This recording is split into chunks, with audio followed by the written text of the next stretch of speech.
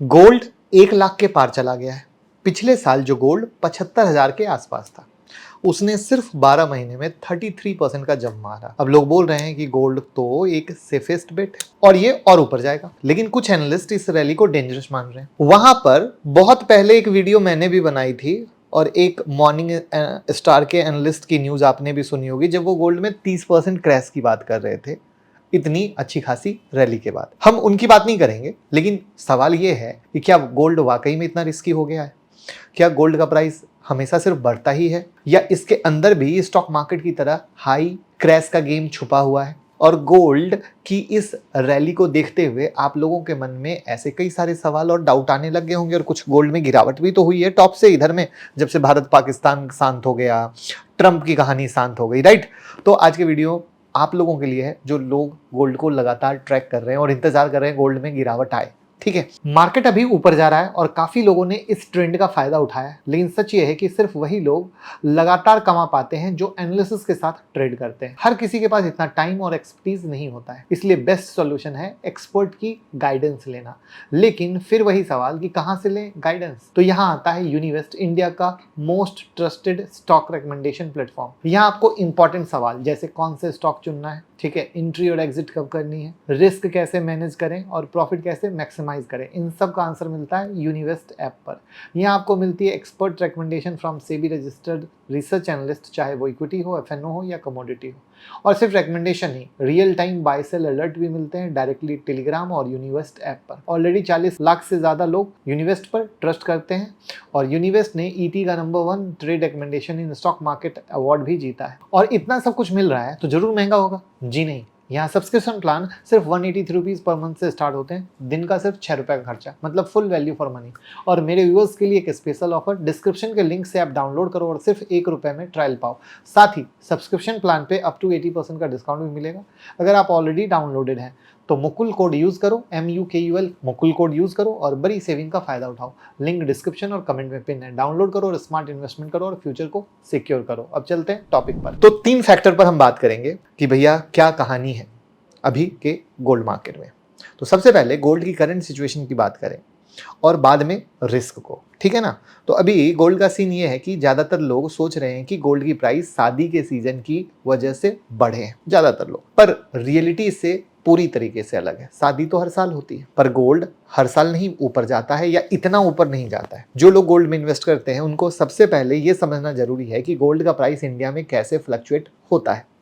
2 factor major role play करते हैं, एक इंटरनेशनल गोल्ड का प्राइस होता है और दूसरा रुपये और डॉलर का एक्सचेंज रेट। दुनिया में गोल्ड का ट्रेड डॉलर में होता है और जब इंटरनेशनल मार्केट में डॉलर की डिमांड बढ़ती है या डॉलर वीक होता है तो प्राइस ऊपर जाता है। लेकिन इंडिया में प्राइस सिर्फ इससे नहीं बल्कि डॉलर के अगेंस्ट रुपी कितना स्ट्रांग या वीक है उस चीज से इंपैक्ट होता है। अगर डॉलर 80 से 85 हो गया तो चाहे गोल्ड का इंटरनेशनल प्राइस सेम हो, इंडिया में वो महंगा हो जाएगा। अगर रुपया स्ट्रांग है तो गोल्ड के दाम कम हो जाएंगे, सीखने को मिला।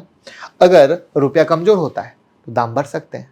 साथ ही इंटरनेशनल गोल्ड प्राइस में फ्लक्चुएशन भी इंडिया में गोल्ड के रेट को अफेक्ट करती है और इसीलिए कहा जाता है जो लोग एमसेक्स में ट्रेड करते हैं कॉमेक्स को फॉलो करें, यही डॉलर और रुपीस की कहानी के कारण। तो इसलिए इंडिया में जो आपको गोल्ड का स्मूथ प्राइस ऊपर चढ़ते हुए चार्ट दिख रहा है उसमें सिर्फ डिमांड सप्लाई नहीं है, रुपए की गिरावट भी बहुत बड़ा हाथ है। अभी गोल्ड क्यों चल रहा है? उसका असली रीजन है ग्लोबल लफड़ा। इसका वीडियो अलग से हमने बनाया है ऑलरेडी, इसके ब्रीफ में हम यहाँ पर छोटा छोटा बता देते हैं, जैसे Russia Ukraine war, Israel Gaza conflict, US China tension, world wide slow down fear, global slow down fear, central bank को डॉलर से दूर रखने की कहानी, सब गोल्ड की कहानी, यानी गोल्ड को ऊपर लेकर गया। 2023 में दुनिया के टॉप सेंट्रल बैंक जैसे चाइना, इंडिया, पोलैंड, टर्की ने 1000 टन से ज्यादा गोल्ड खरीदा। ये बैंक अब डॉलर को लॉन्ग टर्म सेफ नहीं मान रहे, गोल्ड उनके लिए एक हेज बन गया है।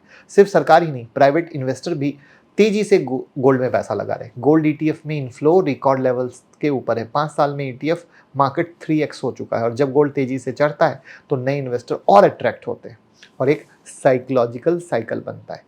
प्राइस बढ़ता है तो लोग और खरीदते हैं, लोग खरीदते हैं तो प्राइस और बढ़ता चला जाता है। लेकिन हर तेजी के बाद एक टेस्टिंग फेज आता है। तो अब सवाल यह है कि क्या गोल्ड वाकई 30% तक गिर सकता है? क्या ऐसा पहले कभी हुआ है? तो इसका जवाब है हाँ। बार बार हुआ है। 1980 से 1982 के बीच में गोल्ड 65% गिरा था। उसके बाद 1983 से 1996 तक ऑलमोस्ट 13 साल तक गोल्ड ने कुछ खास रिटर्न नहीं दिया। 2013 से 2015 के बीच भी गोल्ड लगभग 30% गिर चुका है। गोल्ड के अंदर भी बुल और बियर फेज होते हैं। अभी जो रैली चल रही है वो बुल फेज है, लेकिन हिस्टोरिकल हिसाब से जितनी तेजी से गोल्ड चढ़ता है उतनी ही तेजी से कभी कभी गिरता भी है। तो क्या मैं अब हिस्ट्री देखकर बोल रहा हूँ? नहीं। एक और बड़ा रिस्क है। सबसे बड़ा रिस्क ये है कि जो सेंट्रल बैंक आज गोल्ड खरीद रही है, अगर उन्हें कल के डेट में बाइंग रोक दी या सेलिंग शुरू कर दी तो मार्केट में क्या होगा? पैनिक आएगा। जैसे आपने सुना था कि ट्रंप ने कहा था कि हम भी कुछ अमेरिका अपने गोल्ड बेचेंगे और क्रिप्टो में इन्वेस्ट करेंगे, राइट। वर्ल्ड गोल्ड साइकिल के एक रिसेंट सर्वे के मुताबिक 71% सेंट्रल बैंक का कहना है कि अगले 12 महीने में या तो वो गोल्ड होल्डिंग सेम रखेंगे या कम करेंगे। इसका सबसे बड़ा एग्जांपल आप स्क्रीन पर देख सकते हैं, गोल्ड डिमांड का ट्रेंड। इसमें Q1 2025 से 21% की गिरावट देखने को मिली है Q3 2024 के कंपैरिजन। आई बात समझ में? अभी ये लोग डॉलर से बच रहे हैं, लेकिन अगर कल को ग्लोबल पॉलिटिकल या इकोनॉमिक इक्वेशन चेंज हो गई और किसी नए रिजर्व करेंसी पे ट्रस्ट बन गया, जैसे यूरो हो, चाइनीज युआन हो, तो ये बैंक गोल्ड बेचना शुरू कर सकते हैं, राइट ना। और जब सेंट्रल बैंक गोल्ड बेचते हैं तो वो छोटी मोटी क्वांटिटी नहीं होती, मास सेलिंग का प्रेशर क्रिएट करती है। और फिर एक बार पैनिक आता है तो रिटेलर तो भैया बह लेते हैं। दूसरा रिस्क रिटेल डिमांड का है। जितना शोर मीडिया और इन्वेस्टर ने गोल्ड में मचाया है उतना एक्चुअल बाइंग दिख नहीं रही है। Global jewellery demand last year 11% down हो गई, मतलब लोग हाई प्राइस देखकर खरीदारी को पोस्टपोन कर रहे हैं। इंडिया जहां 50% से ज़्यादा गोल्ड ज्वेलरी फॉर्म में होता है, राइट, वहां अगर बाइंग रुक गई तो प्राइस प्रेशर क्रिएट हो जाता है। ये भी हो सकता है कि लोग वेट करेंगे प्राइस थोड़ा और नीचे आ जाए तब खरीदारी करें। इस डिले का इम्पैक्ट भी गोल्ड के प्राइस पर बनता है। तीसरा फैक्टर है रुपीस और डॉलर इक्वेशन का, जिसके बारे में मैंने बात की। अभी डॉलर 85 के पास है। अगर गोल्ड जो है डॉलर स्ट्रांग होता और रुपया कमज़ोर होता गया तो डॉलर का प्राइस आर्टिफिशियली हाई दिखेगा इंडिया में। लेकिन अगर डॉलर कमज़ोर होने लगा या रुपया स्टेबल हो गया तो गोल्ड में डबल प्रेशर दिखेगा, एक इंटरनेशनल प्राइस करेक्शन का और दूसरा एक्सचेंज रेट की कहानी का, राइट। एक इंटरनेशनल प्राइस करेक्शन का और दूसरा एक्सचेंज रेट नॉर्मलाइजेशन का। गोल्ड की प्राइस अगर इंटरनेशनल मार्केट में 10% गिरती है और रुपया स्टेबल रहा तो इंडिया में प्राइस 15 से 20% तक गिर जाएगा। अगर दोनों एक साथ इफेक्ट करते हैं, यानी इंटरनेशनल प्राइस भी गिरती है और रुपया भी कमजोर होता है, तो 25 से 30% की गिरावट हो सकती है। और ये कोई इमेजिनेशन नहीं है, ऐसा पहले भी हो चुका है और कैलकुलेशन ऐसे ही चलता है। गोल्ड में इन्वेस्टमेंट सेफ तभी होती है जब आपका हॉरिजॉन लॉन्ग टर्म हो। 25 सालों में गोल्ड ने कंपाउंडेड 13.19% का रिटर्न दिया है, लगभग फिक्स्ड डिपॉजिट से डबल। पर यह रिटर्न उन लोगों को मिला जिन्होंने गोल्ड में 10 से 15 साल तक रुक कर इन्वेस्ट किया। शॉर्ट टर्म में अगर आपको लगता है कि हर साल 30% का रिटर्न आएगा तो ये सोचना गलत है। हर साल नहीं आएगा। ये लोग ही हाई पर खरीद कर लो पर पैनिक सेल करते हैं। स्मार्ट इन्वेस्टर वो हैं जो हाइप में नहीं, डेटा में ट्रस्ट करते हैं। तो अगर आप गोल्ड में नया इन्वेस्टमेंट प्लान कर रहे हो तो पूरा पैसा एक साथ मत डालिए, ठीक है ना। कुछ SIP जैसा अप्रोच रखिए, पोर्टफोलियो में थोड़ा सा एक्सपोजर, जैसे 10-15% का एक्सपोजर गोल्ड को दीजिए। ऐसा नहीं कि 70-80% पैसा गोल्ड में लगा दिया क्योंकि गोल्ड में रैली हो रही है, ठीक है।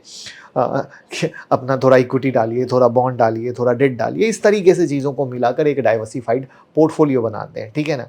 और एक और इंटरेस्टिंग पॉइंट, जब भी गोल्ड की प्राइस इतनी तेज़ी से चढ़ती है उसके बाद एक ऐसा फेज आता है जहाँ प्राइस 2-3 साल तक रुक जाता है। 30,000 से 60,000 के बीच ऐसा मल्टीपल एग्जाम्पल दिखेगा जहां गोल्ड का प्राइस स्टेबल बना रहा, ऑलमोस्ट नो रिटर्न।